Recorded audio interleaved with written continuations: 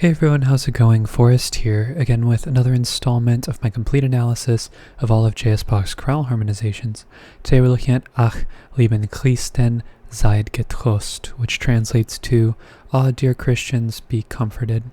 This is a pretty straightforward chorale. There's some interesting modulations. If you watched my video yesterday, I've been meditating a lot about modulations in Bach's music and deciding whether or not I want to continue forward, focusing primarily on direct modulations versus common chord modulations.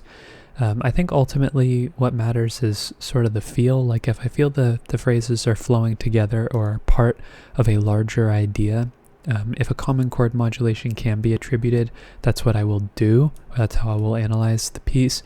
But ultimately what matters is in your own analysis, or I guess if this is educational for you, what matters is that you can hear the fact that a modulation is occurring, the method in which the modulation is being achieved doesn't matter as much. I just am a little bit more detail oriented in deciding whether or not a common chord modulation is happening, especially in like tight quarters or after the end of a section. It can seem kind of forced in some cases, so I'm going to try and be a little bit more specific with that, because I have been taking more the common chord route with the occasional direct modulation here or there, but I think I need to be a little bit more careful. But regardless, that was a pretty long preamble. We're just going to hop right into the analysis. So 2 flats in the key signature, G minor as our first chord, G major as our last chord. I reckon we're actually not in the key of G minor. I kind of tricked you there.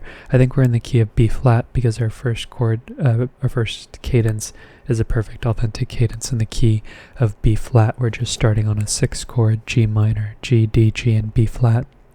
We then go to D, D, F, and B flat. That is B flat major in first inversion, which is 1-6. We have a passing tone, and forgive my red skin, I got a really bad sunburn today, which is partially why I'm recording so late. But we have a passing tone in the tenor. We have E, B flat, E flat, B flat, E flat, and G, which is E flat major in root position. That is a 4-chord passing tone, 2 of them actually in the outer voices. And then we get G, B, D, G, B flat, D, and B flat, which is our tonic, not our tonic triad, our 6th chord, which kind of contributes to the idea that, who knows, maybe we are in the key of G minor for this little section right here, but it really feels like B flat major with some extra emphasis on G minor, because we're not really getting any dominance in the key of G minor throughout this phrase. So who knows? I'm just choosing to analyze it in the key of B flat major because that's how it makes sense to me. We have 2 more passing tones in the outer voices again before we get B flat, F, D, and D, which is B flat major in root position. That's a tonic triad. So very interesting chord progression here, 6-1, 4-6-1. And as we're getting ready for our cadence, we have E flat, G, E flat, and C. That's C minor in first inversion, which is 2-6. Bach loves first inversion 2 chords. We then get F, A, E, and C, which is E flat more specifically. That's F7. It's a 5-7 chord. This D is a neighbor tone, so we can mark that as a non-chord tone. And then we cadence on B flat major, B flat, F, D, and B flat, which is our tonic triad in root position. So if we look ahead, we have a perfect authentic cadence in the key of G minor, and I think this G minor chord that we have right here after the phrase, or at the beginning of our second phrase, is our common chord. G minor in the key of B flat major is our 6, G minor in the key of G minor is our tonic, and we immediately go to D major, D, F sharp, D, and A, which is our 5 chord. This E is a flat 7, this diminished 7th that's being leapt up in the tenor, very expressive interval. That's a non-chord tone. The C is actually, the C is also a non-chord tone, so we have like a 7 flat 9 chord happening here if we aggregate the rest of the chords, or the rest of the notes, into this entire 1-beat chord, which is interesting. We then have E natural, so some cross relations here, E flat versus E natural, D, B flat, and G. That's E diminished or E minor 7 flat 5 in root position, and I don't think that's a secondary leading tone. I think this is actually a harmonization of the melodic minor scale, as we can see in the bass. So this would be a 6-7 chord, half diminished, as 6 turns into a half diminished 7 chord when you harmonize it with the melodic minor scale rather than our regular diatonic natural minor scale. Now, they're both diatonic scales. The term that most people use is natural minor, where it's a major chord. And then we have 4 voices moving here, all passing tones, which makes me think that a chord is happening. We have F sharp, C, A, and A, which is F sharp diminished in root position. That's our 7 chord. So some adjacent harmony here, 5, 6, 7, and we would expect 1 after a 7 chord, and also 1 at the end of this adjacent chord progression, G, B flat, G, and B flat. So not our traditional spelling, actually probably our least common spelling, where we have 2/3 and 2 roots, but still a spelling we see with some frequency. Passing tones in the lower voices before we get E flat, G, G, and C. That's C minor in first inversion, which is 4/6. Passing tone in 3 of the voices, upper voices in the bass. And then that actually spells D, G, F, and B flat, which is like a passing 1/7 chord or a passing 3 chord, however you look at it. But I don't really think it does too much to the chord progression, so we're going to just talk about it. I'm not going to write it down. Then we have C, G, E flat, and A, which is A minor 7 flat 5 over C. Bach loves 2/6-5 chords. We have D major afterwards, D, F sharp, D, and A. That is our dominant, our 5 chord, with a passing 7th in the alto. And then we cadence on G minor, G, G, B flat, and G, 3 roots and a 3rd. Perfect authentic cadence. Okay, looking ahead, we have another chord progression in the key of G minor, but it ends in a half cadence. And I think there's an argument to be made here that we modulate to the key of B flat, and we can call this G our common chord. It is now 6 in the key of B flat major, and then we get A major in first inversion. What am I talking about? F major in first inversion. We had an A in the bass, which is why I said A major. This is not an A major chord, this is an F major chord. A, F, F, and C, which is 5/6. In the key of, we are already in the key of G minor, apologies. We are in the key of B flat major temporarily here. We have B flat, F, and D, which is our tonic B flat major in root position. We have a passing tone in the bass, and then we have D, B flat, F, and D, which is B flat major in first inversion, before we get another passing tone, and then we have F, F, C, and A, which is our 5 chord, and I think this is actually our pivot where we go to the key of G minor through our subtonic 7th. It's kind of unusual to see a modulation through the subtonic 7th. This is not the first time, but the reason why I think this is where the modulation is occurring is because we get F sharps on the next beat, and we don't really get a complete chord on the and of the beat. We have this idea of G minor happening here with the G and the B flat, but we have F and C in the inner voices, which doesn't fully contextualize the chord into anything other than like a chordal harmony. So we're going to move from a subtonic 7th to a leading tone 7th, F sharp, A, C, and C, which is F sharp diminished over A, that is 7/6, that then gets turned into root position, F sharp, A, and C on beat 4. I'll just mark that as a 5/3 chord because it doesn't really enrich the chord progression, but it also doesn't hurt to mark it down. Whereas, marking certain chords that aren't fully contextualized, or chords that would otherwise outline a non-normative progression over a subdivision of the harmonic rhythm, I think that those chords are dicier, more up in the air. But here, just seeing the fact that the chord gets turned into root position from first inversion is more just an observation that doesn't really comment too much on the chord progression itself. But maybe it does a little bit, but it's happening over the span of only one beat, so yes, that is my thinking. And we would expect a 7 chord, especially a leading tone 7th, to go to 1, which it does, G, B flat, A, and B flat, but we know this A is a 9/8 suspension over the bass, so we know a 1 chord's being implied. But as the G resolves, we actually get a change of chord happening here. We have A, C, G, and B flat. However, this A, C, when we get the resolution, we get a bunch of passing tones as well. This actually isn't another chord. You could make the argument that there is like a 7 chord happening here in passing, especially because of the fact that if we look at this F sharp, how do I want to mark this? Because this G is the chord tone to this, but it's not the chord tone to the chord that's happening here.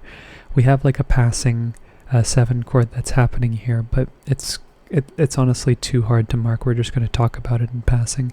So this G is the resolution to this chord here. Then we have a bit of a passing 7th here, but with the B flat suspended in the melody, or sustained in the melody might be a better way of describing it. We'll just talk about it. We don't have to write that there is an actual 7 chord happening here. Even though we see the ingredients, we don't have the full picture. We have B flat, D, G, and B flat, which is G minor in first inversion. We would expect a 7 chord in between 1 and 1/6 as well, which is what we kind of get, but we just don't fully get it. We just have a sustained tone here, which means that I'm not going to analyze the chord fully, but we could talk about it. We could see that the chord is implied. So this being a half cadence, we have a passing tone to bring us up to the 5th of the scale. We have D, D, F sharp, and A, which is a 5 chord, D major, which is our tonic triad. And if we look ahead to the next cadence, we have a perfect authentic cadence in the key of F, which is our subtonic, and that's a pretty common destination for Bach to modulate to in minor keys. But we don't modulate straight away. I think we modulate in and around this E natural right here. So it's going to happen before, a little bit before, I think. So this 5 chord goes to 1, G minor, G, D, G, and B flat, which is our tonic triad. Passing 7th. Passing 7th, I don't know what I was trying to say. Passing 7th here in the bass before we get E, flat, G, G, and C. It's a C minor chord in first inversion, which is 4/6. Passing tone in the bass, passing tone in the alto, before we get C, C, E flat, and G, which is a root position 4 chord. We're going to see this, we're going to see a similar progression again later, I believe, if we haven't already seen it. I feel like I might be making something up right now. Or we might have had this same progression in a chorale we saw yesterday. I might be confusing the two. I've been analyzing a lot of music recently, so forgive me if I'm mixing it up with the other music I'm looking at. Regardless, we have 4/6 going to 4 in root position, so we're just going to change the figured bass, passing tone in the alto before we get G, B flat, D, and B flat, which is G minor in root position, and what I believe to be our common chord to the key of F. It's a 2 chord. It is now our supertonic rather than our tonic. Passing tone in the alto before we get A, C, F, and A, which is our tonic triad in first inversion. But before we talk about this, I need to talk about this particular chord in general, because this has created a bit of a conundrum for us in the past, because I have analyzed this chord if we're looking just in the key of F natural, pretending that the rest of the chorale doesn't exist beforehand. Here we have a chord that kind of exists in 2 different fashions. Here we do have G minor in root position, G, B flat, D, and B flat, but we also have E diminished, E, G, B flat, and B flat, which would be 7, 6. And this is a chord that I would find most likely going to 1. But the fact that the chord kind of exists on the 1 beat here makes it kind of hard for us to analyze, because we're not modulating via the 7, we're modulating via the 2. So I want to mark this here saying that the 2 kind of morphs into the 7 here. I still don't think that this is enough to warrant like a different chord progression. Like 1 note changing between the 2 chords isn't really changing the chord too much, especially because it's a subdivision of the harmonic rhythm and it's happening over the course of one beat. I look at this chord as an E diminished chord before I look at it as G minor. However, this is not the first time that Bach has modulated over this chord, and if that's the case, the common chord is the G minor between the two. But 2 and 7 have 2 notes in common, and here I think the 2 morphs into 7 after the modulation occurs. And I wouldn't call it a 2-7 progression, though. It just doesn't seem like there are different chords being progressed to. It's just a byproduct of the fact that one of the voices is changing notes, and if only one voice changes notes, it's going to the two chords are going to have the two chords are going to have 2 notes in common. So I look at it less like a chord progression and more like a morphing of chords. So I think that's kind of interesting that we have 2 turning into 7 here. But for the sake of the common chord analysis, I'm going to say that it's 2. But yes, we are moving to the key of F major, or we've already moved to the key of F major. We have our 1 chord here, passing tone in the bass before we get C, C, F, and G. We know that this F is a 4-3 suspension in the bass, and we know that 5 is being implied, neighboring 7th here. This G is a chord tone, then C, C, E, and G is our 5 chord with the resolution having happened. This B flat is a passing 7th, and then we cadence on F major, which is our tonic. And of course we're looking ahead to a perfect authentic cadence in the key of G minor. We just need to find the modulation point, and I don't think it really happens until this melodic minor here. This E natural, I think, is going to be our point in which we modulate.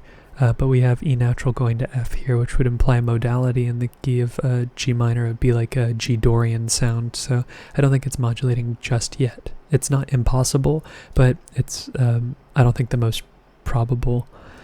So we have 1 going to D, F, D, and B flat, which is B flat major in first inversion. That's a 4-6 chord. We have some passing tones here in the bass as well, and the tenor as well. So we have E, G, D, and B flat, which is like a passing 7 half diminished chord. 4 wants to go to 7, and when 4-6 connects to 1, we typically have bare minimum the leading tone, so the leading tone chord is implied, but when we get that second voice moving as well, we often have a case where we have a passing 7th chord, so that's why the chord is being marked, because 4 going to 7 is a normative progression. And then we have F major, F, A, C, and A, which is our tonic triad. Passing tones in the inner voices before we get C, C, E, and G, which is our 5 chord in the key of F major, but I think in the key of G minor it is our uppercase 4 chord, and this isn't the first time that Bach has used melodic minor to modulate. It's not super uncommon, but we do see a lot of major 4 regardless. You could make the argument that this F is the common chord, but 1, 4, 6, 7, 1 just feels like its own standalone like faux cadential progression in the key of F here, and the modulation really doesn't feel like it's happening to me audibly until about right here. So it just happens to coincide with a melodic minor fragment in the key of G, C, D, E, F sharp, and G. We have some passing tones here in the upper voices as well. We have F sharp, A, C, and C, which is like a passing F sharp diminished triad in second inversion due to the bass. The inversion really with passing chords doesn't even matter too much. I'm just going to analyze it that way because it's been consistent with my analysis up until this point. But really the fact that the other voices are moving and the lower voices, especially the bass, is static, doesn't have as much impact on the chord because the notes are introduced after the fact. So typically when you're analyzing with a pedal, you don't take the inversion into account. But that goes to our tonic triad, G minor, as we would expect. G, D, G, and B flat, passing 7th on the bass. E flat, C, G, and C spells a C minor triad in first inversion. We have a couple of passing tones, lower voices in the melody. That's D, D, G, and B flat. That would be like a passing 1-6-4 chord, but we can just talk about it. It doesn't really matter too much, even though it is in close proximity to the cadence. It doesn't accessorize the 5 chord like we would expect it to. So it's not functioning as a predominant. It would just be a passing 6-4, which is what we can talk. It's the great thing about video, is that we can talk about it rather than having to just commit to it on the page without explanation. but our predominant chord is A minor 7 flat 5 over C, C, E flat, G, and A. We know that Bach loves 2-6-5 chords. This A is a chord tone, so we don't need to mark it. We then have D, D, F sharp, and A, which is our dominant. We've seen that before. That's D major.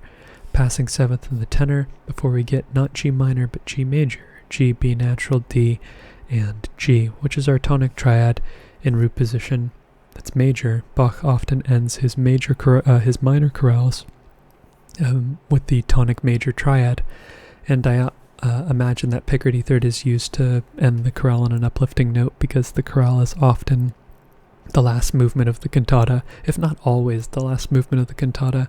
I feel like the majority of the cantatas that I've looked at so far have had the chorale as the last movement, but we do get them throughout the chorale as well. Yeah, and I think that that's going to cap our analysis for today. As far as this chorale is concerned, modulating via the subtonic 7th and also some other common chord modulations that happen throughout.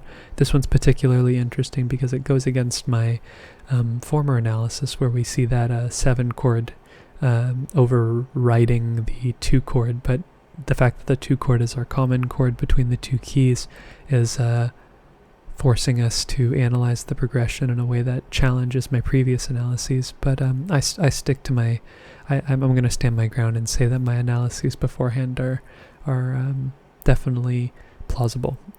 But thank you so much for watching the video. Thank you so much for supporting the channel. If you're interested in following me along on this journey, feel free to subscribe and hit the notification icon. You'll be notified when I upload, which is once a day, and you'll get a daily dose of analysis, and more specifically, you'll get a daily analysis of Bach, which is my current project. And there are hundreds of videos scheduled for the future, so if you like these analysis videos, this is definitely the place to be. But on that note, again, thank you so much for watching the video and supporting the channel. I look forward to tomorrow's analysis, and I hope you take care.